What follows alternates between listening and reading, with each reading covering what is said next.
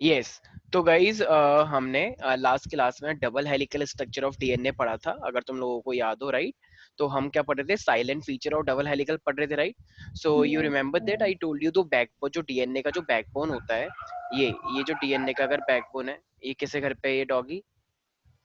Yes.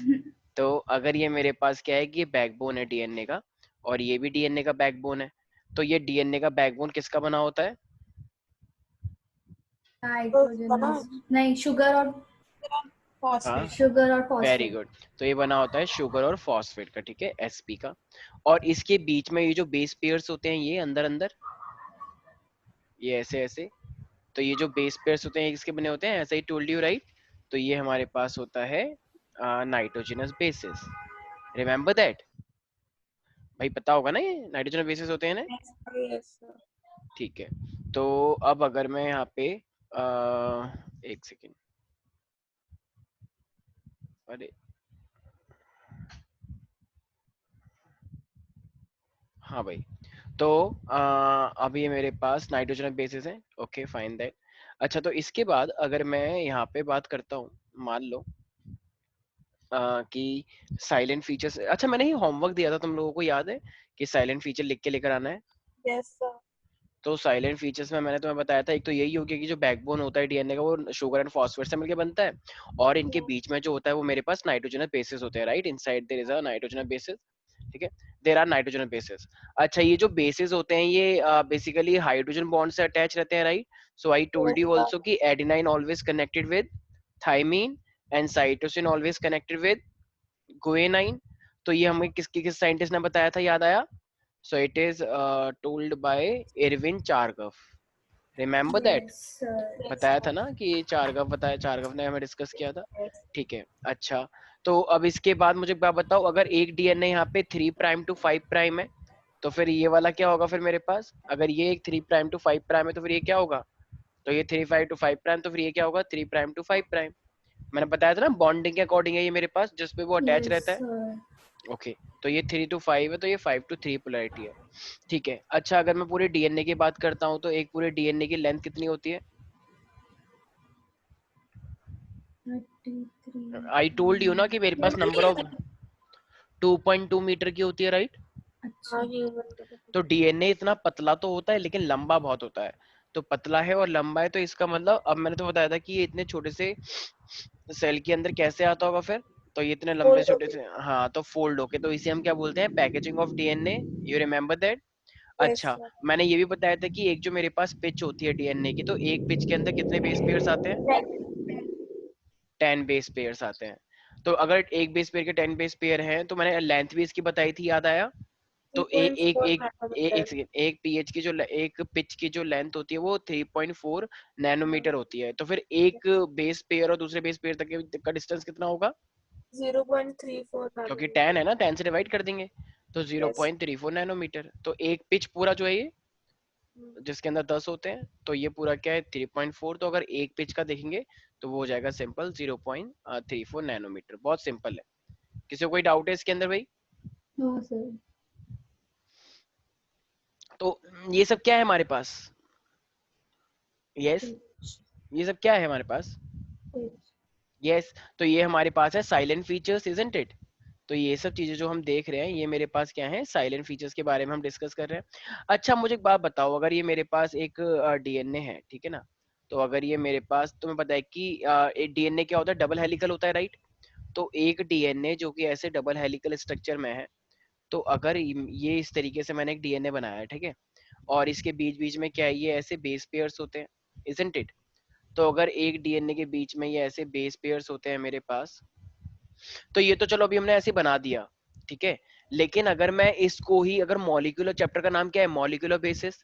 तो अगर मैं इसी चीज को मॉलिक्यूल के फॉर्म में बनाऊंगा, तो देखो बैकबोन है, तो बैकबोन किसकी बनी होती है? शुगर और फॉस्फेट की, राइट? तो देखो, शुगर मेरी कैसे बनेगी? पेंटोज, मैंने बताया था, डीऑक्सीराइबोज, Yes, क्योंकि ये sir. डीएनए है। तो ये क्या है मेरे पास? एक शुगर। अच्छा, और ये शुगर किससे कनेक्ट रहती है मेरे पास? मैंने बताया था एक बेस पेयर से। तो ये मैंने शायद नाइट्रोजन बेसिस का डायग्राम दिखाया था, याद आया? डबल डबल रिंग स्ट्रक्चर और single ring structure, adenine, guanine, cytosine, thymine, Yes, sir. ठीक है। तो अब ये देखो, और ये इसके ऊपर क्या अटैच है मेरे पास? ऐसे मान लो, ये OH है मान लो, और यहाँ पे ये इससे अटैच हो रखा है मेरे पास कार्बन नंबर 6, और फिर यहाँ पे अटैच हो रखा है मेरे पास फॉस्फेट ग्रुप। तो देखो शुगर भी हो गई, ये शुगर है, नाइट्रोजन बेस भी हो गया, फॉस्फेट भी हो गया। तो बताओ ये अपने आप में एक मेरे पास जो अपने आप में, जैसे मैंने बताया ना न्यूक्लियोटाइड, तो ये अपने आप में एक न्यूक्लियोटाइड हुआ या नहीं हुआ? हुआ सर। क्योंकि तीनों चीजें होती हैं। अच्छा अगर फॉस्फेट नहीं होता तो ये क्या होता? न्यूक्लियोसाइड। Very good. तो इसी तरह ये तो हुआ एक स्ट्रैंड का हिस्सा। मान लो ये सिर्फ इतना हिस्सा है छोटा सा। अब अगर मैं इसका ये वाला हिस्सा बनाऊंगा, तो जब मैं ये वाला हिस्सा बनाऊंगा तो वो भी तो अटैच रहेगा, राइट? तो फिर अब वो कैसे अटैच हो रखा होगा? मान लो वो इस तरीके से है,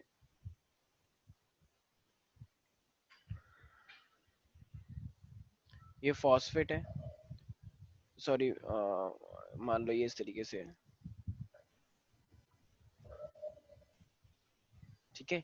तो ये वाला क्या है मेरे पास? देखो ये मैंने नीचे क्यों बनाया है, क्योंकि नीचे वाला अब चेंज आ रही है ना पूरी की पूरी इस तरीके से, इसलिए जैसे ये भी फॉस्फेट है तो ये भी इस तरीके से नीचे से जुड़ा हुआ है, तो ये भी ऐसे नीचे से जुड़ा हुआ है, तो ये क्या हुई? शुगर, ये फॉस्फेट। और अच्छा ये एडेनाइन है, तो फिर ये किससे जुड़ा रहेगा मेरे पास? इधर क्या होगा? थायमिन होगा, राइट? तो बताओ ये आपस में इस तरीके से जुड़े हुए हैं या नहीं? तो देखो ये वाला क्या हुआ? एक स्टैंड ये रहा, तो ये रहा एक स्टैंड, स्क्रीन ये रहा। आपको स्क्रीन नहीं दिख रही। स्क्रीन तो नीचे करो सर, स्क्रीन नहीं दिख रही है? मतलब नीचे करो नीचे सर। करो नीचे। ओके,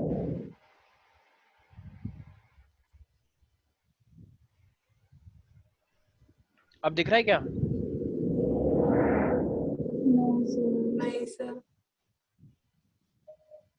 अब ना, नहीं सर, नीचे का नहीं दिख रहा।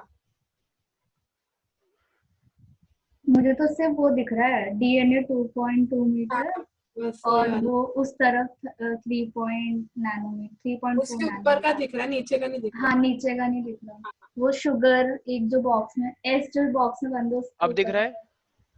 नहीं सर।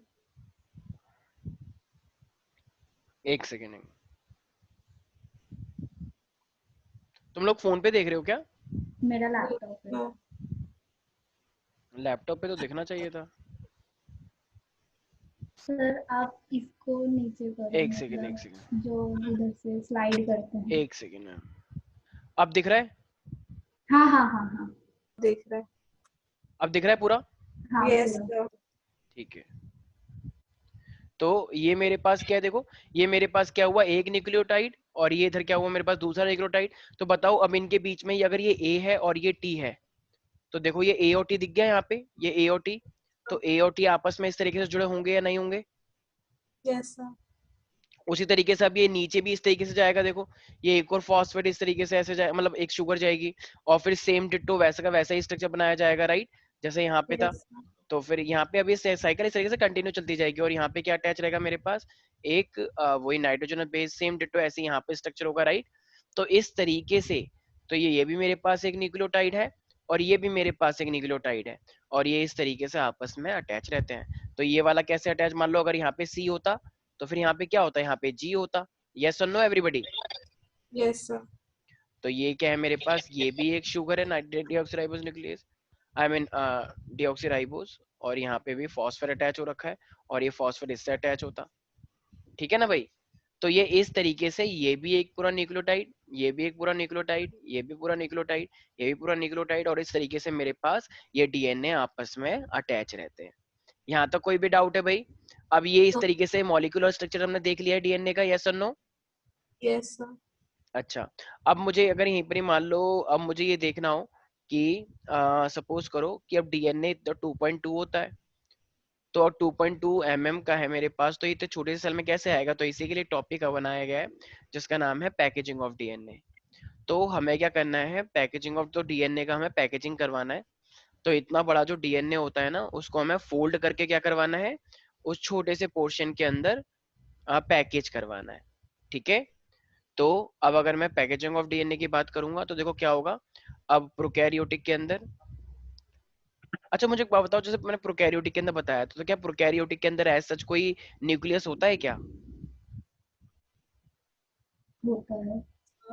प्रोकैरियोटिक का मतलब होता है प्रिमिटिव सेल। प्रिमिटिव तो सेल। प्रिमिटिव सेल के पास कोई न्यूक्लियर मेम्ब्रेन मेम्ब्रेन कुछ नहीं होता है, बस एक छोटा सा डीएनए होता है, वही एक क्रोमोसोम मिलके एक क्रोमोसोम बना देता है, और उस चीज को हम क्या बोलते हैं, एक न्यूक्लियोइड। ठीक है, तो यस प्रोकैरियोटिक के अंदर कोई वेल डिफाइंड न्यूक्लियस नहीं होता है, उसी चीज को हम क्या बोलते हैं, न्यूक्लियोइड बोलते हैं, न्यूक्लियोइड। तो क्या प्रोकैरियोटिक सेल जो बैक्टीरिया का होता है, वो प्रिमिटिव सेल्स का होता है, तो उसके पास कोई वेल डिफाइंड न्यूक्लियस होगा? Yes, sir. तो we can say that with no well defined nucleus, तो उसके पास कोई वेल डिफाइंड न्यूक्लियस नहीं होता है। ठीक है, तो देखो अब ये मेरे पास क्या है, तो ऑफ कोर्स अब देखो डीएनए मेरे पास क्या है, नेगेटिवली चार्ज पॉजिटिवली चार्ज, क्या नेगेटिव। लगता है? देखो डीएनए नेगेटिव। नेगेटिवली चार्ज क्यों होता है, क्योंकि उसके पास फॉस्फेट ग्रुप होता है, देखा है ना, PO4 3 माइनस। तो पीओ जो मेरे पास 3 माइनस तुम देख रहे हो ये, तो ये 3 माइनस क्या है मेरे पास, इसमें नेगेटिव चार्ज है पॉजिटिव चार्ज है फॉस्फेट के ऊपर? Negative. नेगेटिव। तो अगर इस पे नेगेटिव चार्ज है तो उसका मतलब पूरा का पूरा डीएनए क्या हो जाता होगा, नेगेटिव चार्ज, राइट? अच्छा, अगर अगर डीएनए एक एसिड और एसिड के ऊपर नेगेटिव चार्ज है, तो बताओ डीएनए किससे अट्रैक्ट होता होगा, पॉजिटिव चीज से या नेगेटिव चीज से? Positive. अब देखो इतने बड़े डीएनए को अगर मुझे फोल्ड करवाना है, अगर फोल्ड करवाना है, तो मैं किसका यूज करके फोल्ड करवाऊं, पॉजिटिव का यूज करके या नेगेटिव का यूज करके?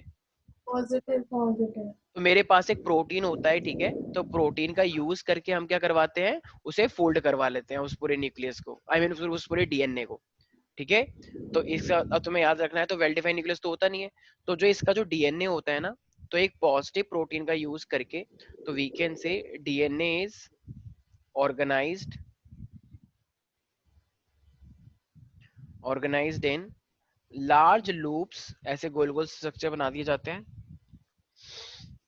ठीक है, with the help of negative protein या positive protein? Positive, sir. Yes, क्योंकि डीएनए खुद क्या है, मेरे पास नेगेटिव है, तो अब हम कौन सा प्रोटीन लेकर आएंगे, पॉजिटिव प्रोटीन। ठीक है, पॉजिटिव, अब वो जो पूरा का पूरा रीजन है, देखो ये पॉजिटिव प्रोटीन और डीएनए इस पे रैप कर गया, तो अगर डीएनए इसके ऊपर ऐसे रैप कर गया है, तो ये पूरा का पूरा जो स्ट्रक्चर होता है, इसे हम क्या बोलते हैं, न्यूक्लियोइड, क्योंकि इसके पास एज सच तो कोई न्यूक्लियस होता ही नहीं है, तो ये होता है बस सेल के बीच में, जिसे हम क्या बोलते हैं, न्यूक्लियोइड बोलते हैं। ठीक है भाई, Yes, sir. तो क्या मैं ये बोल सकता हूँ कि मेरे सेल के अंदर न्यूक्लियोइड है? Yes, sir. अच्छा, मैं प्रोकैरियोटिक हूँ? नहीं sorry sir नहीं ठीक है, हम सारे क्या हैं, हम सारे यूकैरियोटिक हैं। Correct. ठीक है, तो हम यूकैरियोटिक है, तो मेरे अंदर कैसे होगा भाई? ठीक है, मैं भी तो यूकैरियोटिक हूँ, तो एडवांस सेल हूँ यार, ह्यूमन बीइंग हूँ मैं भी तुम्हारी तरह यार। ठीक है, हम्म, तो तुम्हारी बातें प्रोकैरियोटिक हो सकती हैं, लेकिन मैं हूं नहीं प्रोकैरियोटिक। तो अगर अब मैं ऐसे ही यूकैरियोटिक की बात करूंगा, मतलब हम अपने बारे में बात करें, तो बताओ मेरा न्यूक्लियस वेल डिफाइंड है या प्रिमिटिव टाइप का है? Well defined. तो हमारा अब देखो डीएनए तो हमारा भी बड़ा है, तो इतना बड़ा डीएनए तो वो इतने छोटे सेल के अंदर कैसे आएगा, ऑफ कोर्स वही फिनोमिना, एक पॉजिटिव प्रोटीन लेंगे, राइट? तो देखो वो जो पॉजिटिव प्रोटीन है ना, उसे हम क्या बोलते हैं, हिस्टोन ऑक्टामर। क्या बोलते हैं? देखो ये ना एक एक ऐसा प्रोटीन आता है जो किससे मिलके बना होता है, 8 प्रोटीन से मिलके बना होता है। ठीक है, इस तरीके से 8 प्रोटीन, वो 3 डायमेंशन है, मैं तुम्हें दिखा नहीं पाऊंगा, वो एक्चुअली 3 डायमेंशन बना हुआ है। तो एक मेरे पास क्या होता है, सारे बच्चे ध्यान से सुनेंगे, मेरे पास ना हिस्टोन प्रोटीन होते हैं। ठीक है, तो 8 हिस्टोन मिलके ये क्या बनाते हैं, एक हिस्टोन ऑक्टामर, छोटे छोटे 8 हिस्टोन प्रोटीन जो कि पॉजिटिवली चार्ज हैं, तो वो मिलके क्या बनाते हैं, एक हिस्टोन ऑक्टामर। और ये हिस्टोन ऑक्टामर किसको रैप करवाता है मेरे पास, इस पूरे डीएनए को रैप करवाता है। ठीक है भाई, Yes, sir. तो इसका मतलब डीएनए इतना बड़ा जो है, तो डीएनए को रैप करवाने के लिए कौन आएगा, हिस्टोन ऑक्टामर प्रोटीन आएगा, जो कि पॉजिटिवली है। और ये हिस्टोन ऑक्टामर कितने हिस्टोन प्रोटीन से मिलकर बना हुआ है, 8। Heart. 8 हिस्टोन प्रोटीन से मिलकर बना हुआ है। ठीक है, हिस्टोन का मतलब क्या होता है मेरे पास, जो पॉजिटिव प्रोटीन होता है। ठीक है, तो यूकैरियोटिक के अंदर तुम्हें याद रखना है कि डीएनए इज रैप अराउंड, ये लाइन बहुत इंपॉर्टेंट है। ठीक है, डीएनए इज रैप्ड अराउंड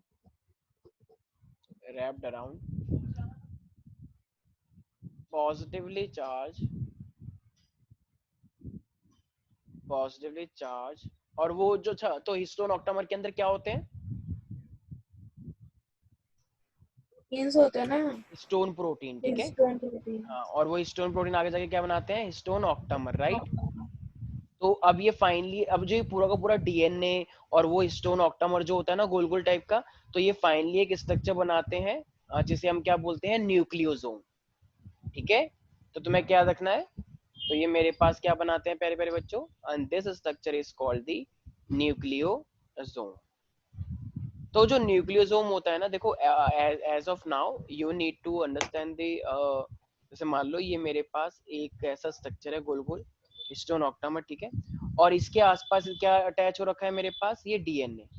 तो ये डीएनए ना इस तरीके से रैप होता है, ठीक है। तो ये मेरे पास इस तरीके से क्या हो रखा है, ये हिस्टोन ऐसे अटैच हो रखा होता है। आई मीन ये डीएनए है मेरे पास, ये ऑरेंज कलर का, ठीक है भाई। और ये मेरे देखो ये ना इस तरीके से प्रोटीन बना होता है यहाँ पे, इस तरीके से इसका एक छोटा सा पार्ट भी होता है, ठीक है भाई। तो ये पूरा का पूरा क्या है मेरे पास, ये ब्लू कलर का, तो इसे हम बोलते हैं core of histone, core of histone. और इस पूरे को ही हम क्या बोलते हैं, न्यूक्लियोसोम, ठीक है भाई। तो अब ये देखो ये पूरा का पूरा क्या ये एक ही स्ट्रक्चर होगा, नहीं, हमारा डीएनए तो बहुत बड़ा है। तो ऐसे ये डीएनए बाहर निकल के आएगा, फिर हमें क्या मिलेगा, फिर एक और टाइप का न्यूक्लियोसोम मिलेगा, फिर ये उस पर भी रैप करेगा, फिर ऐसे ही एक और टाइप का मेरे पास क्या होगा, न्यूक्लियोसोम होगा, ये उस पर भी इस तरीके से रैप करेगा, ओके। तो ऐसे करते करते अब बताओ हमारा जो इतना बड़ा डीएनए है 2.2 mm, तो बताओ वो छोटा हो जाएगा, आई मीन अब वो कंडेंस हो जाएगा, नहीं हो जाएगा, हो जाएगा। तो 2.2 की मीटर की जो लेंथ है, तो क्या मैं उसको इतना छोटा करवा सकता हूँ कि वो उस छोटे से न्यूक्लियस के अंदर ही कंडेंस हो जाए, यस और नो? Yes sir. विदुषी कोई डाउट है इसके अंदर? No sir. ठीक है। तो अब मैं इस तरीके से एक वीडियो दिखाने जा रहा हूँ कि मेरे पास किस तरीके से वो ऑक्टामर होता है, ओके, और वो किस तरीके से तुम्हें आई मीन डीएनए को पूरे तरीके से रोटेट करवाएगा, ठीक है। तो we can say that the DNA is wrapped around a histone protein octamer which is called the nucleosome. कोई डाउट है इसके अंदर? नो तो सर। न्यूक्लियोसोम हमारे एक सेल के अंदर एक ही होता है या बहुत सारे होंगे? अरे बहुत सारे होंगे ना, अरे बहुत सारे होंगे क्योंकि डीएनए इतना बड़ा है, ठीक है, उसमें बेस पेयर बहुत सारे होते हैं। तो उसके अंदर क्या होगा, इस तरीके से हमारे पास बहुत सारे टाइप के स्ट्रक्चर तुम्हें देखने को मिलेंगे। तो मैं अब एक वीडियो दिखाने जा रहा हूँ जिससे तुम्हें, अच्छा एक चीज का और ध्यान रखना, हमारे डीएनए में कितने बेस पेयर है टोटल, याद आया ना, जिससे लेंथ निकाली थी, याद आया? 33 नहीं, हाँ हाँ मैं नहीं 33.3 into 10 raised to the power 9। 9, ये हैप्लॉइड नंबर के लिए था, राइट, और हम डिप्लॉइड होते हैं तो वो और बढ़ जाएगा। तो इतने सारे बेस पेयर हैं, तो अब एक न्यूक्लियोस, देखो एक न्यूक्लियोसोम में क्या होता है, ऐसे रैप कर रहा है डीएनए, तो एक न्यूक्लियोसोम है जो उसमें इस तरीके से डीएनए रैप कर रहा है, तो उसमें कितने बेस पेयर आएंगे मेरे पास, 200, रिमेंबर दैट। तो मेरे पास 200 बेस पेयर आएंगे डीएनए के उस पूरे न्यूक्लियोसोम के अंदर। जैसे मान लो ये एक बॉल है, ठीक है, और जैसे मान लो ये बॉल है, जैसे मान लो ये है, मान लो जैसे सपोज कर लो कि ये एक मेरे पास तरीके से बॉल है। अब देखो ये डीएनए इस पे रैप कर रहा है, तो अगर ये डीएनए रैप कर रहा है तो बताओ इसके अंदर मेरे पास बेस पेयर्स होते हैं या नहीं, अंदर ही अंदर। तो अब जब इस तरीके से रैप हो गया ना, तो इस जितना पूरा डीएनए इस न्यूक्लियोसोम पे रैप करा है, तो उसमें कितने बेस पेयर होते हैं, सिर्फ 200। तो और टोटल डीएनए में कितने बेस पेयर होते हैं, 3.3 10 की पावर 9। तो इसका मतलब न्यूक्लियोसोम एक चाहिए, बहुत सारे चाहिए, बहुत सारे, बहुत सारे चाहिए ना, क्योंकि एक न्यूक्लियोसोम तो सिर्फ 200 बेस पेयर को कंट्रोल रैप करवा पाता है। तो ऑफ कोर्स सी बात है यार, मेरे को भी क्या चाहिए होगा फिर। Oh my god, where is that? Okay, yes, so what I was saying, okay, तो देखो सारे बच्चे, ऐसा। हाँ दिख रही है ये वीडियो? यस देखो, सर। अच्छा तुम लोग मैमल्स हो या नहीं? Of course we are mammals, right, we are highly advance, सबसे लास्ट में इवोल्यूशन में, तो इसलिए वी आर मैम। ये हमारा क्या है, एक सेल है। तो ये जो हमारा सेल है, तो ये देख रहे हो ये हमारा न्यूक्लियस, अरे यस और नो? अच्छा न्यूक्लियस के अंदर क्या होता है, न्यूक्लियस के अंदर क्या होता है, अरे न्यूक्लियस के अंदर होते हैं क्रोमोसोम्स, और क्रोमोसोम्स के अंदर क्या होंगे मेरे पास, क्रोमैटिन मटेरियल, और फिर उसके अंदर क्या होगा, डीएनए होगा, जो कि डीएनए रैप की फॉर्म में है, राइट। तो देखो अब सारे बच्चे ध्यान से देखना, देखो ये दिख रहा है, ये पूरा पूरा डीएनए का एक डबल हेलिकल स्ट्रक्चर है, देखना सारे बच्चे, देखो ये हिस्टोन ऑक्टामर दिखा, ये हिस्टोन ऑक्टामर स्पाइरल जो है, Yes. नहीं नहीं नहीं, स्पाइरल के अंदर, स्टाइल तो वो है डीएनए। ये जो हाँ बॉल जैसे है। हाँ बॉल, ये ऑरेंज और ब्लू कलर का जो है, ये 3 डायमेंशनल है, ये 8 बॉल्स होती हैं। तो बताओ ये हिस्टोन ऑक्टामर हुआ या नहीं हुआ? हुआ सर। और ये हिस्टोन ऑक्टामर बताओ इस पूरे डीएनए को रैप करवा रहा है नहीं करवा रहा है? करवा रहा है ना। तो कितने बेस पेयर करवाता है ये डीएनए को रैप? बताओ कितने? 200 अभी तो बताया। हाँ 200। 200 बेस पेयर को रैप करवाता है ना। देखो ये देखो इस तरीके से, तो ये 200 बेस पेयर को इस तरीके से रैप करवाता है। ठीक है प्यारे प्यारे बच्चों, तो इसका मतलब तुम ये जो स्ट्रक्चर देख पा रहे हो, हाँ देखो क्या लिखा हुआ है, total length of DNA, total number of, ये तो देखो क्या बता रहा है, हमें ये बात ये पता है या नहीं है? भाई हमने हाँ टोटल सर। लेंथ कैसे निकाली थी? 3.3 10 की पावर 9, और टोटल डिस्टेंस कितना था? 0.34, याद आया? Yes sir. ठीक है, नैनोमीटर जो निकाला था। तो इसी तरीके से मेरे पास लेंथ कितनी निकल के आ गई थी? 2.2 निकल के आई थी। You remember that? यस ये तो मैंने तुम्हें लास्ट क्लास में बता दिया था कि total number of base pair इतने होते हैं, और एक पिच की हेल्प से मैंने एक बेस पेयर का डिस्टेंस निकाल लिया था। देखो अब ये देखो डिप्लॉयड के लिए हो गया ना, वो तो हैप्लॉयड के लिए था, अब ये डिप्लॉयड के लिए हो गया 6.6, राइट? क्योंकि वी आर डिप्लॉयड। और डिस्टेंस कितना होता है मेरे पास? 0.34। हाँ देखो वो एमएम में था, तो इसलिए इन्होंने मीटर में ले लिया है, 10 की पावर 9। आई मीन नैनोमीटर बताया था ना मैंने, देखो मैंने उस टाइम पे तुम्हें नैनोमीटर बताया था। तो इन्होंने नैनो को क्या ले लिया? 10 की पावर -9 ले लिया। अब जरा मुझे खुद बताओ, ये 9 और ये 10 की पावर -9, तो ये आपस में कैंसिल हो जाएगा। यस। तो 6.6 इंटू 0.34 करेंगे, तो मेरे पास क्या आ गया? 2.2 मीटर आ गया। ये बात तो आपको पहले ही पता है, राइट? यस तो सर। अब इतनी बड़ी लेंथ को हम जब मेजर कर रहे हैं, ठीक है, अब ये डीएनए 2.2 मीटर का है, तो इतनी बड़ी जो लेंथ है उसमें हमें क्या करना है? उस छोटे अब देखो ये सिर्फ 10 की पावर -6 मीटर का है, देख रहे हो?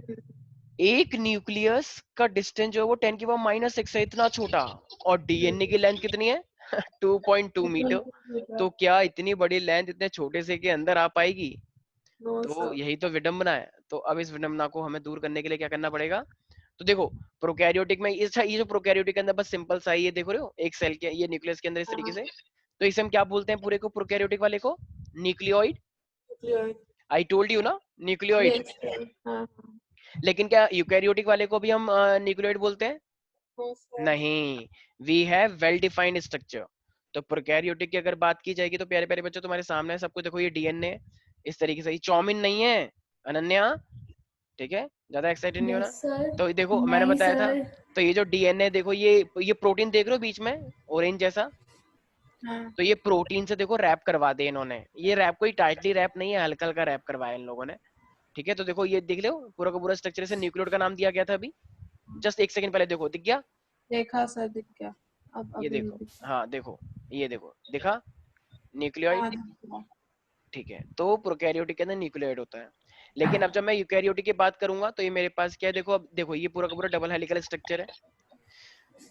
तो अब ये पूरा का पूरा जो डबल हेलिकल, देखो ये हिस्टोन ऑक्टामर दिखा, 8 हिस्टोन प्रोटीन है, DNA is a negatively charge, you know very well. और ये जो हिस्टोन है ये मेरे पास क्या है? पॉजिटिवली चार्ज, जो ऑरेंज और ये ब्लू कलर की जो बॉल्स दिख रही है तुम्हें, राइट? तो अच्छा ये मेरे पास क्या है? जो हिस्टोन ऑक्टामर है ना, ये पॉजिटिव क्यों होता है? ठीक है, तो ये पॉजिटिव क्यों होता है? क्योंकि इसके अंदर ना बेसिक प्रोटीन, देखो मैंने तुम्हें प्रोटीन बताया, तो अगर प्रोटीन बताया तो ऑफ कोर्स सी बात है, प्रोटीन किसका बना होता है मेरे पास? बताओ, मैंने बताया ना, तो प्रोटीन किसका बना होता है मेरे पास? अमाइनो एसिड्स का। तो अगर प्रोटीन मेरे पास अमाइनो एसिड का बना हुआ है, तो वो कौन से अमाइनो एसिड है जो कि इसकी उसको बेसिक प्रोटीन बना रहे हैं? तो वो है मेरे पास लाइसिन और आर्जिनिन, रिमेंबर दैट। तो बेसिक प्रोटीन कौन से अमाइनो एसिड से मिलके बनता है? Remember that, lysine and arginine. ठीक है भाई, भाई प्रोटीन किससे मिलके बनता है? अमाइनो एसिड से बनता है ना। तो जब मैं तुम 11th में थे, मैंने बताया था अमाइनो एसिड दोनों टाइप के भी दोनों टाइप के होते हैं, आई मीन तीनों टाइप के, न्यूट्रल भी होते हैं, बेसिक भी होते हैं, और एसिडिक भी होते हैं। एसिडिक कौन से होते हैं? Glutamic acid, aspartic acid. ठीक है, वो सब हम करेंगे केमिस्ट्री में भी, डोंट वरी। तो एज ऑफ नाउ तुमको याद रखना है जो बेसिक होते हैं वो क्या होते हैं? जैसे ला रेजिडेंशिया, यहाँ पे ला रेजिडेंशिया, तो ला याद रखना, लाइसिन और आर्जिनिन। ठीक है, ला। तो ये क्या है मेरे पास? बेसिक होते हैं। तो इसकी वजह से क्या बन जाएगा मेरे पास? वो जो हिस्टोन ऑक्टामर प्रोटीन है वो बेसिक बन जाएगा, राइट? क्योंकि बेसिक क्या होता है? बेसिक मतलब पॉजिटिवली चार्ज। यस और नो अनन्या? Yes sir. तो इफ आई आस्क यू, जो मेरे पास ये हिस्टोन प्रोटीन है, हिस्टोन ऑक्टामर है, ये बेसिक है, क्यों? क्योंकि इसके अंदर लाइसिन और क्या है ये और दूसरा? आर्जिनिन है, इसीलिए, क्योंकि इसके अंदर लाइसिन और आर्जिनिन है, that's why it is basic. देखो ये 8 प्रोटीन आए या नहीं आए, 8 हिस्टोन प्रोटीन, देख रहे Yes, हो? sir. ये Yes. यूनिकॉर्न का सीन नहीं है, ध्यान रखना। तो ये देखो, ये पूरा का पूरा डीएनए जो है इस पे रैप कर गया। तो पहले तो ये हिस्टोन ऑक्टामर बना, हिस्टोन ऑक्टामर बनने के बाद जो डीएनए है वो इस पूरे के पूरे के ऊपर रैप कर गया। अच्छा ध्यान रखना, ये जब डीएनए इसके ऊपर अटैच होता है तो एक प्रोटीन आता है जिसे हम क्या बोलते हैं, H1 मॉलिक्यूल, ठीक है ना? देखो डीएनए के अंदर बेस पेयर दिख रहे हैं, तो यहाँ पे ये एक H1 मॉलिक्यूल, और ये पूरा का पूरा जो एक स्ट्रक्चर है इसे हम क्या बोलते हैं, न्यूक्लियोसोम। अच्छा, इस स्ट्रक्चर को हम बीड्स ऑन द स्ट्रिंग बोलते हैं। बीड्स ऑन द स्ट्रिंग का मतलब मोतियों की माला। देखो ये मोतियों की माला है, बड़ी गंदी सी मोतियों की माला है, लेकिन है तो मोतियों की माला जैसा स्ट्रक्चर, यस और नो? Yes, sir. कभी कभी एग्जाम में क्वेश्चन आता है कि भाई ये beads on the string structure का क्या मतलब होता है। So you need to remember मोतियों की माला। तो ये मोतियों की माला किसका स्ट्रक्चर है, न्यूक्लियोसोम का। एक न्यूक्लियोसोम, दूसरा न्यूक्लियोसोम, तीसरा न्यूक्लियोसोम, तो इस तरीके से क्या है, ये मोतियों की माला का स्ट्रक्चर बन रहा है। ठीक है अनन्या? Yes, sir. तो बीड्स ऑन द स्ट्रिंग का मतलब ये न्यूक्लियोसोम डीएनए को पूरा रैप करवा रहे हैं। देखो इस तरीके से, आई हो समझ में आ गया होगा। तो ये एक, Yes. अगर मैं ये बोलूँ कि जो पूरा पूरा ये जो पैकेजिंग हो रखी है, ये पैकेजिंग पॉजिटिव और नेगेटिव चार्ज के बीच में हो रही है, तो ये कहना गलत होगा क्या? नहीं तो बिल्कुल सही है भाई। नेगेटिव कौन है, डीएनए, पॉजिटिव कौन है, प्रोटीन। अब ये इतना ज्यादा कंडेंस होता है, इतना ज्यादा कंडेंस होता रहता है, कंडेंस होता रहता है, कंडेंस होता रहता है कि ये क्या बना देंगे, क्रोमैटिन। भाई डीएनए ही तो आगे जाके क्रोमोसोम बनाता है। Yes, sir. अगर यही न्यूक्लियोसोम और यही डीएनए अगर पैक होता रहेगा, पैक होता रहेगा, पैक होता रहेगा, एकदम कंडेंस होता रहेगा, छोटा होता रहेगा, तो यही अब आगे जाके क्या बना देगा, क्रोमैटिन फाइबर्स। तो ये देखो दिख गया ना क्रोमैटिन, देखो देख रहे हो कितना डेंस पैक स्ट्रक्चर है। Yes, sir. देखो ये डीएनए था, डीएनए पैक होने लग गया, और पैक होने के बाद देखो फाइनली देखो क्रोमोसोम बन रहा है, इधर देखो। यहाँ से अभी बताऊंगा ये यूक्रोमैटिन और हाइड्रोक्रोमैटिन क्या होता है। तो ये देखो इस तरीके से पैक होके जा रहा है, पैक होके जा रहा है, और फाइनली देखो इधर क्रोमोसोम बन गया, राइट साइड ऊपर देखो, सॉरी लेफ्ट साइड ऊपर देखो। तो इसका मतलब कहना ही से सबसे पहले मेरे पास डीएनए होता है, और डीएनए के बाद वो क्या बना देता है, मेरे पास न्यूक्लियोसोम बनाएगा, न्यूक्लियोसोम में रैप हो जाएगा, न्यूक्लियोसोम के बाद वो फाइनली क्रोमैटिन फाइबर बनाएगा, और क्रोमैटिन फाइबर के बाद वो फाइनली क्या बनाएगा, मेरे पास chromosome. Any doubt in this? No sir. अच्छा अब देखो, अभी तुमने एक चीज नोटिस करी कि एक मेरे पास है हाइड्रोक्रोमैटिन, एक है मेरे पास यूक्रोमैटिन, राइट? अच्छा बताओ ये टाइटली अटैच कौन है, टाइटली अटैच कौन है, हाइड्रोक्रोमैटिन या यूक्रोमैटिन? True. हाइड्रोक्रोमैटिन बहुत टाइटली अटैच है ना, देखो कितना कंजस्टेड है, कितनी बुरी तरीके से रैप हो रखा है, राइट? Yes, sir. और ये यूक्रोमैटिन क्या है, कहना इसी ये लूजली अटैच है, अभी देखो एकदम हल्का हल्का है, कोई ज्यादा कंडेंस नहीं है, राइट? अच्छा तो यहाँ पे अगर कोई भी एंजाइम होंगे, कैटलिस्ट आएंगे, तो उनको अच्छा कहाँ पे लगेगा, यूक्रोमैटिन में या हाइड्रोक्रोमैटिन में? Chromatin में. इसमें? Euchromatin. वेरी गुड, क्योंकि वो लूजली अटैच है, लूजली अटैच है तो वो ढंग से काम कर पाएगा ना इन चेन के ऊपर, Yes, sir. जो लूजली। तो इसका मतलब ट्रांसक्रिप्शन, देखो तुम्हें पता है कि डीएनए ही आगे जाके क्या बनाते हैं, प्रोटीन बनाते हैं। तो अगर डीएनए ही आगे जाके प्रोटीन बनाते हैं, तो चलो मुझे एक बात बताना कि इनमें से एक्टिव ट्रांसक्रिप्शन का मतलब क्या होता है, डीएनए से एमआरएनए बनाना, और एमआरएनए से प्रोटीन बनाना होता है ट्रांसलेशन। तो इनमें से ये catalytically active process, transcriptionally active process कौन कर पाएगा, यूक्रोमैटिन या हाइड्रोक्रोमैटिन? Euchromatin. यूक्रोमैटिन, क्योंकि वो लूजली अटैच है, तो उस पे एंजाइम कैटलिस्ट ढंग से काम कर पाएंगे। M I right Ananya? Yes, sir. तो अनन्या कौन ज्यादा लूजली अटैच है और कौन ये मेरे पास लाइट स्ट्रेन करता होगा? देखो इस तरीके से देखो, इसकी टेक्निक है याद करने की। देखो जो हल्का हल्का है और जो एकदम भरा हुआ है, इनमें से डार्क कौन होगा, डार्क, डार्क Hetero. हाइड्रोक्रोमैटिन या डार्क, हाइड्रो या यू यू? हाइड्रो होगा, Hetero, क्योंकि sir. हाइड्रो इतना कंजस्टेड है, तो इसके लिए तुम्हें एक स्टेटमेंट याद करनी है, इट स्टेन्स डार्क, ठीक है? और जो यूक्रोमैटिन होता है ये क्या होता है, इट स्टेन्स लाइट, क्योंकि हल्का है इस तरीके से, ठीक है ना? बहुत। और ये ट्रांसक्रिप्शनली कौन एक्टिव है, मतलब एंजाइम एंजाइम का यूज करके प्रोटीन और ये एमआरएनए कौन बना सकता है, Euchromatin. यूक्रोमैटिन। किसी को भी कोई डाउट है अनन्या और विदुषी? No sir. ठीक है, तो देखो और ये इस तरीके से फाइनली, अच्छा फिर ये फाइनली क्या बना देंगे, कहना ही से देखो लिखा हुआ भी है, देखा, loosely packed and it is stain light, yes और नो? Yes, sir. यूक्रोमैटिन के लिए भी मैंने यही स्टेटमेंट तो बताई तुम्हें, एक होता है लूजली पैक्ड Yes, sir. और स्टेन्स लाइट। और इसी तरीके से अगर मैं हाइड्रोक्रोमेटिन का दिखाऊंगा तो वो क्या होगा, टाइटली पैक्ड राइट, और इट स्टेन्स डार्क। देखो Yes, आया sir. नहीं आया, एज आई सेड। तो ये क्या है, मेरे पास डेंसली पैक्ड है, एकदम बिच्चम बिच्चा, एकदम बुरी तरीके से, ठीक है ना, जिसे तुम अपनी लैंग्वेज में बोलते हो भसड़ मचा दी, तो ये वही है, ठीक है ना। तो ये हमारे पास है। और फाइनली अभी आगे जाके क्या बना देंगे, कैन आई से, क्रोमेटिन फाइबर। और क्रोमेटिन फाइबर आगे जाके क्या बना देगा, क्रोमोसोम बना देगा। देखो ये Yes, देख sir. रहे हो, तुम्हारे एक सेल के अंदर कितनी सारी चीजें हैं। जैसे तुम्हारी चोट लग जाती है, ऐसी खरोच लग गई, उसी में तुम्हारे कितने सारे सेल डैमेज हो जाते हैं। इसका मतलब तुम कितने सारे क्रोमोसोम को लॉस करवा के आ चुके हो। यस और नो एवरीबॉडी। तो देखो पहले डीएनए स्ट्रैंड होता है, फिर डीएनए स्ट्रैंड न्यूक्लियोसोम की हेल्प से क्या बनाता है, क्रोमेटिन स्ट्रैंड। फिर क्रोमेटिन स्ट्रैंड आगे जाके क्या बनाता है, ये फाइनली क्रोमोसोम बनाता है। ठीक है प्यारे प्यारे बच्चों, तो यहाँ तक कोई डाउट तो नहीं है, No, नहीं sir. आया कुछ समझ? तो आई होप कि ये तुम्हें प्यारे प्यारे बच्चों को समझ में आ चुका होगा। Any Yes, sir. Single doubt here? No, sir. ठीक है,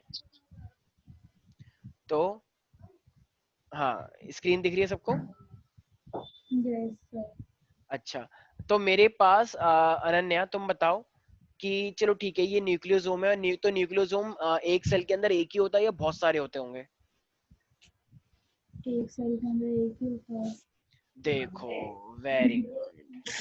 अभी भाई बहुत सारे होते हैं। बहुत सारे न्यूक्लियो, मैंने यही तो बताया, एक सेल के अंदर जो डीएनए होता है उसकी लेंथ कितनी होती है, एक में 2.3 सिर्फ मीटर। 200 आते हैं। और एक न्यूक्लियोसोम सिर्फ 200 बेस पेयर को करवाता है, तो बाकी बेस पेयर के फिर कहाँ जाएंगे? 200 बेस बाकी बेस पेयर क्या उसकी रस्सी बना दोगे तुम लोग कि दूसरे चलो घर नीचे। पे कपड़े सुखाते हैं उस पे, अच्छा रहेगा थोड़ा सा, क्योंकि वहां पे तो आ ही नहीं पाता। तो कोई बात नहीं, अपनी बॉडी से रस्सी निकालो और कपड़े सुखाओ उस पे। Am I right Ananya? No sir. Very good, बहुत अच्छी बात है। अच्छा, तो यहाँ तो कोई दिक्कत नहीं है, ठीक है भाई।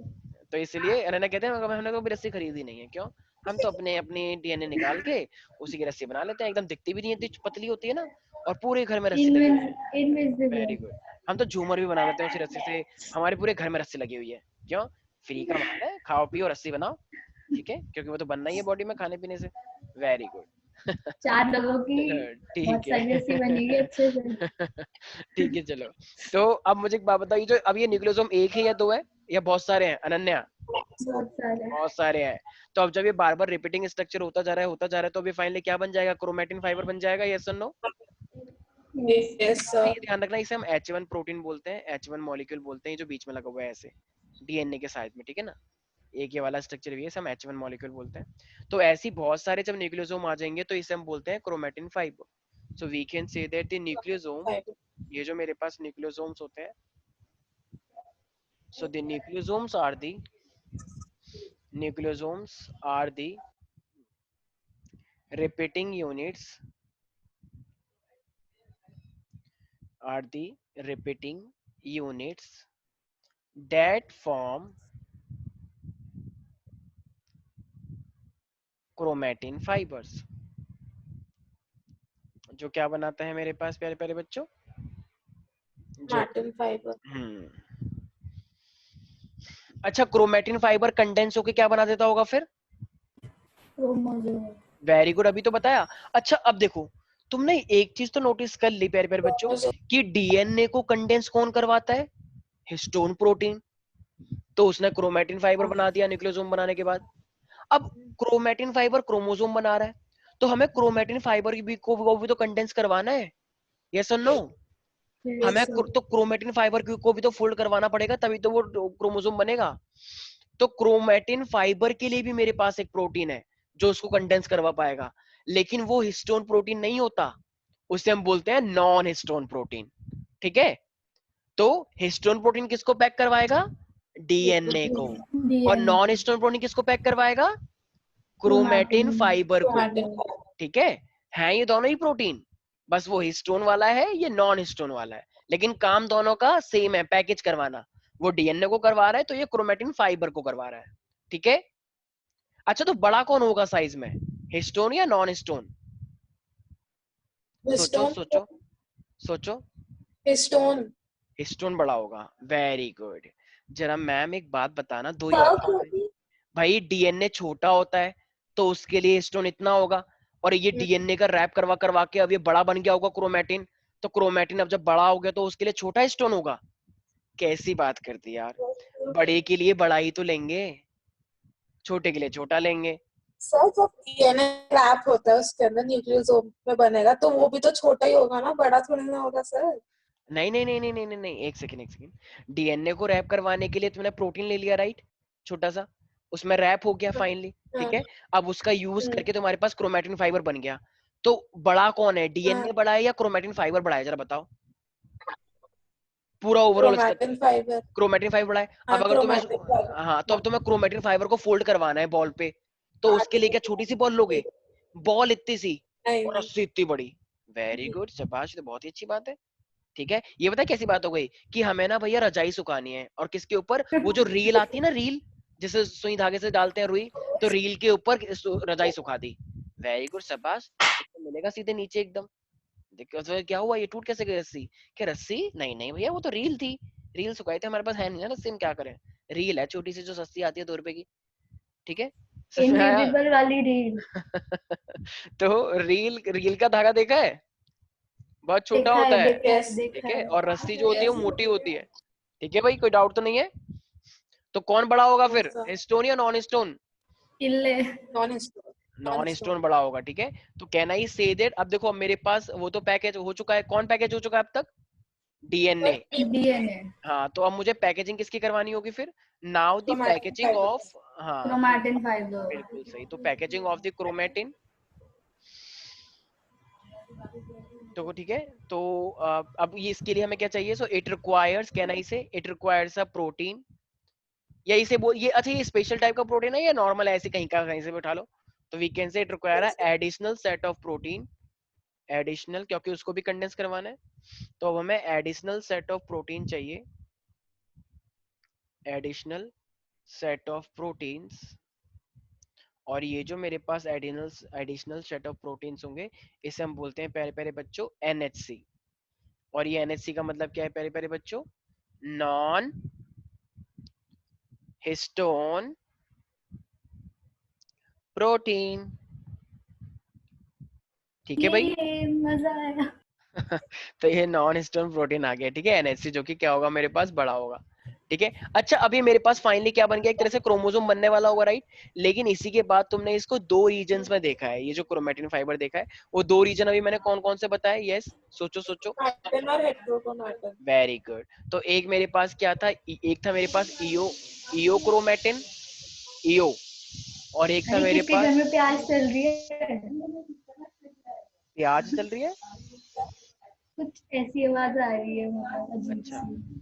हाइड्रोक्रोमैटिन और ईओक्रोमैटिन, कोई बातें कर रहा है ना, हाँ, अच्छा अच्छा, ठीक है ठीक है, अरे कोई बात नहीं, ठीक है, तो थोड़ी बहुत आवाज थी, इतना तो एडजस्ट कर लेंगे हम। अच्छा भाई, तो अनन्या मुझे एक बात बताओ, इनमें से कौन ट्रांसक्रिप्शनली मोर एक्टिव है, मतलब ट्रांसक्रिप्शन मतलब है जो mRNA बनाता हो, तो एंजाइम कहाँ पे अच्छे से जुड़ पाएंगे, यूक्रोमैटिन में या हाइड्रोक्रोमैटिन में, क्योंकि, हाँ, क्योंकि यूक्रोमैटिन क्या है, लूजली पैक्ड है या डार्कली या बहुत टाइटली पैक्ड है, लूजली। अभी मैंने पिक्चर दिखाई थी, लेकिन हम क्या करें, हम तो भूल जाते हैं ना, हम तो मूवी भूल जाते हैं, तो एजुकेशनल वीडियो तो हम सबसे पहले भूलेंगे।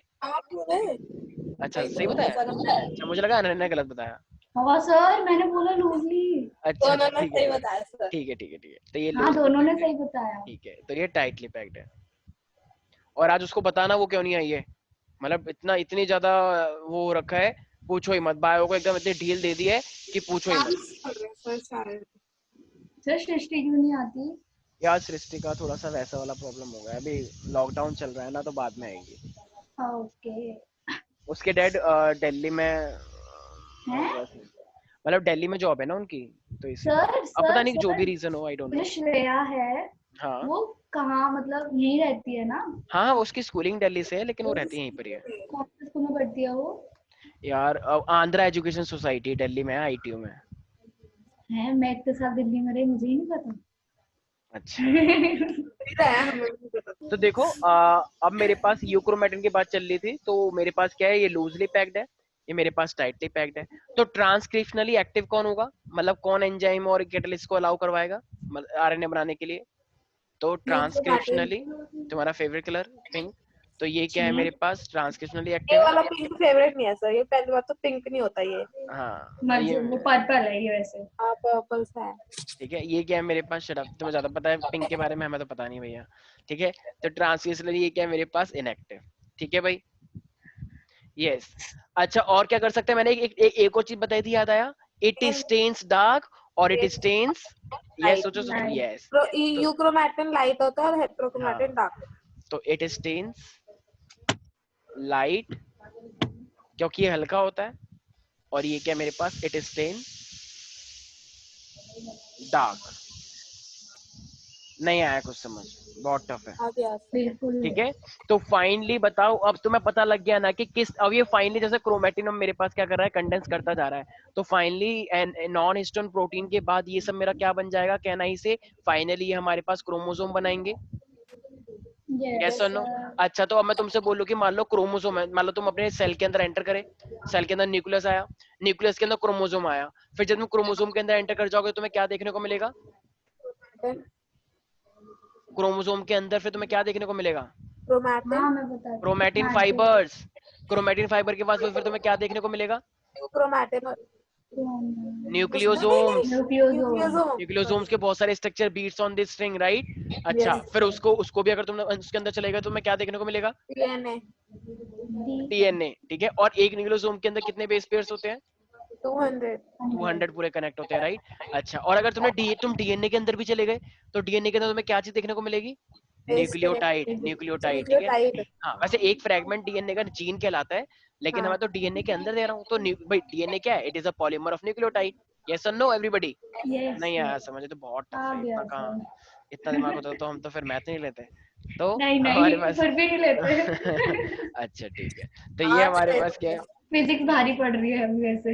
फिजिक्स यार सच बताऊं, इलेक्ट्रोस्टैट फिजिक्स की बहुत इजी है। अगर पढ़ा हुआ है ना तो 11 से इसलिए आपको कंपेयर लग करोगे रहा है ना तो सर। 12th की फिजिक्स आय हाय सर फार 11th की बेटर। याद मत दिलाओ मेरे को, मेरा ठीक बहुत बुरा हाल है है उसमें।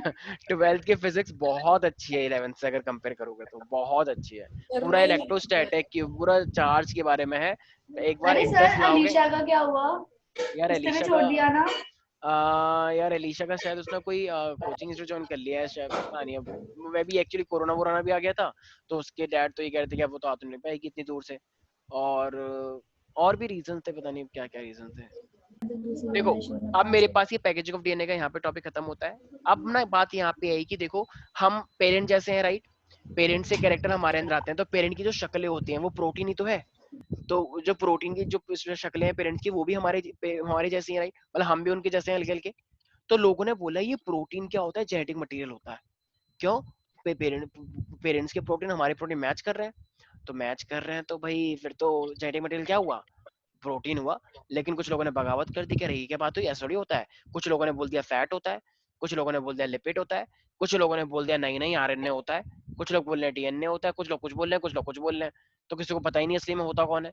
तो इसके बाद ना अब ना हमारे पास बहुत सारे लोगों ने क्या एक्सपेरिमेंट किया कि कौन एक्चुअली में वो चीज है, प्रोटीन है, कार्बोहाइड्रेट है, फैट है, कौन है विटामिन मिनरल, ये सारी इतनी सारी चीजें, कि कौन है एक्चुअली में जेनेटिक मटेरियल जो तुम्हारी बॉडी में से, मतलब तुम्हारे पेरेंट में से कैरेक्टर कहाँ पे लेके जाता है, बेबीज के अंदर लेके जाता है, ऑफस्प्रिंग के अंदर लेके जाता है। तो बहुत सारे साइंटिस्ट आए, ग्रिफिथ आया मेरे पास, हार्शियन चेज आया मेरे पास। तो इन लोगों ने क्या करवाया, इन लोगों ने अपना अपना एक्सपेरिमेंट करवाया। ठीक है, फिर हमारे पास एक मेसन स्टॉल आया, उन्होंने डीएनए के बारे में बताया।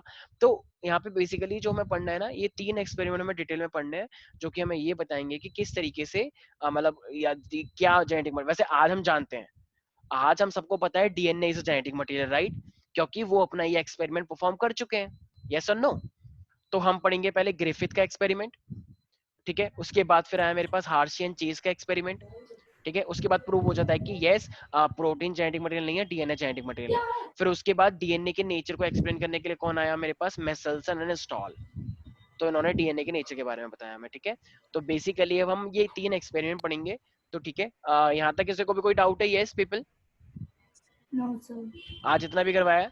ठीक है, तो आज के लिए पैकेजिंग ऑफ डीएनए इतना ही रखते हैं, बाकी नेक्स्ट क्लास से हम स्टार्ट करते हैं अपने जेनेटिक की कौन जेनेटिक मटेरियल है, कैसे पता लगाया गया कि, तो हम एक्सपेरिमेंट अपना स्टार्ट करेंगे। ये चैप्टर बहुत इंपॉर्टेंट है, as I told you before. ठीक है भाई, तो आज के लिए इतना ही रखें, बाकी मिलते हैं नेक्स्ट क्लास के अंदर। ठीक है भाई, अच्छे से प्रिपेयर करना टेस्ट के लिए भी। चलो बाय बाय, मैं नहीं टेक केयर। सर। ठीक है चलो। Bye sir. ठीक है, बाय, टेक केयर। क्लास खत्म।